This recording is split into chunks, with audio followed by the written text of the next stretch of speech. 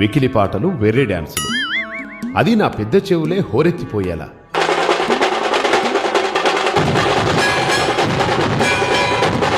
పాపం నా మూషికడు ఆ పాటల హోరికి పారిపోతున్నాడు కూడా. ఇక చుట్టుపక్కల జనాలైతే రోజు అష్టోత్తరం సంగతి ఎలా ఉన్నా మీ గోలకి తిట్లదండకం చదువుతున్నారు. అవును, నాకు లడ్డూలు ఇష్టమని ఎవరయ్యా చెప్పారు?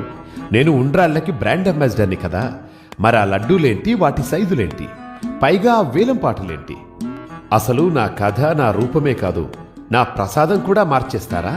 ఆ విష్ణుమూర్తికి 10 అవతారాలే, కానీ నాకెన్ని పెట్టారు?